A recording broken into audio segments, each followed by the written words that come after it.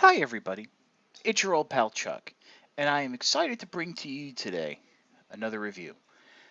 Drawing from, I believe, Wave 2 of the Figure Subscription Service by the G.I. Joe Collectors Club, or FSS 2.0. This is Bombardier. Now, there is a long history to this character. To put it simply, Bombardier is based on a relatively recently discovered prototype of a vintage Action Force figure um, that was many British fans invested a great deal of time trying to learn about due to its unique look and never being seen before.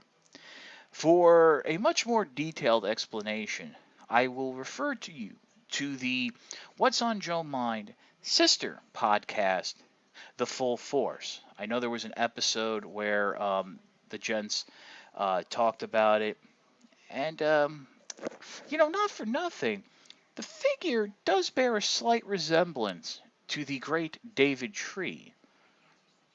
Can't help but think there's something more there. But anyway, let's take a look at the figure and accessories in detail.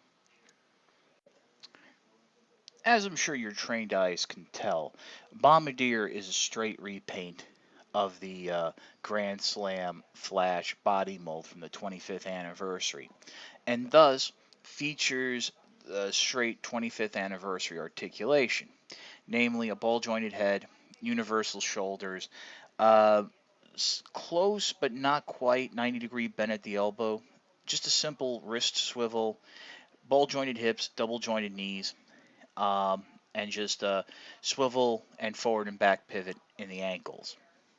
It was kind of interesting handling this figure going back and being used to the full rocker ankles and the new up, forward, and back ankle wrist articulation. The big thing about it is the color. The basic undersuit is gray. You have a darker metallic gray here in the gloves and gauntlets, and then a yellow molded checkered padding on the chest, um, thighs, with red straps going around the back, and a removable, I know it's a removable soft goods belt. The helmet is, of course, removable with a blue visor. And there, as we see, there's the Flash Grand Slam head. It's a nice look, and it's actually very faithful to the original design of the Bombardier prototype. My one complaint, though, and it's really just a complaint with the mold, is that it appears to have this naturally sculpted slant in the torso, which kind of makes it look like he's not standing perfectly straight. The accessories for Bombardier actually draw from the Rise Cobra, specifically the Jungle Ripcord figure. If you remember, that figure came with a tank drone that we see here and a plethora of small arms. Well, unfortunately, not all the guns were included, but I was happy to see in a limited edition, small run line, such as the Figure Subscription Service, we did get the spring loaded tank drone and the guns. Now, the tank drone has a nifty little feature.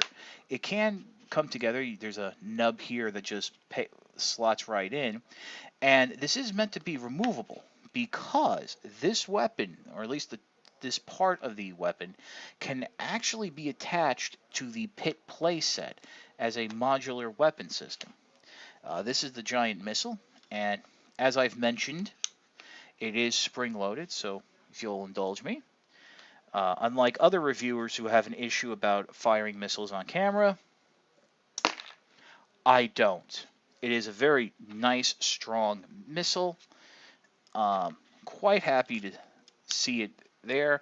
The spring feels good. I do not have any concerns about misfiring or dry firing buy the launcher with the missile intact. Although I will always strongly recommend do not store the missile inside the barrel here. It will over time uh, lessen the strength of the spring. Now, the first weapon, which you saw Bombardier holding in the intro, is this bullpup style machine gun. Now, these are kind of cool in real life. I know Nerf has made quite a few bullpup style Nerf blasters in recent years. Unfortunately, kind of ironic, in the Nerf line, they're not that functional since the dart has a longer barrel length it has to travel. And here in the 4-inch scale, it's not very functional because oftentimes it's very difficult to get the arm around the figures. I'm sorry, get the stock and clip around the figure's arm so he can hold it. But Bombardier did it quite well, as you saw. Double grip down at the waist, which I assume this type of weapon you would hold.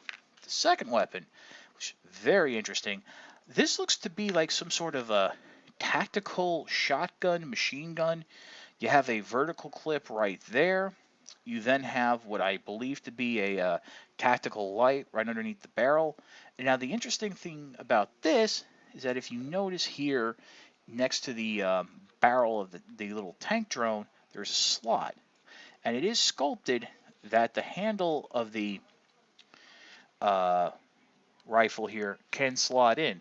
That was a feature on with the ripcord figure. And it actually came with quite a few weapons that could slot in there quite nicely.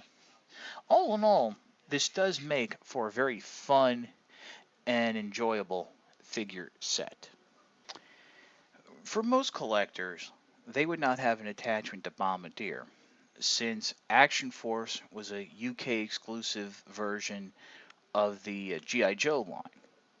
But as part of the figure subscription service, the Collectors Club has gone out of their way to try and bring Action Force and G.I. Joe closer together as basically a unified team with different divisions and what have you. And the stories have been quite interesting. I was able to get Bombardier off of Big Bad Toy Store, and they're actually having a sale on it. Well, I shouldn't say sale; it was on clearance. Unfortunately, when Bombardier was released, being the 25th anniversary Flash Grand Slam mold, a lot of collectors just weren't interested. But I can say if you're into the history of G.I. Joe and the international flavor, definitely pick this figure up. This is your old pal Chuck for Bombardier. We'll see you next time.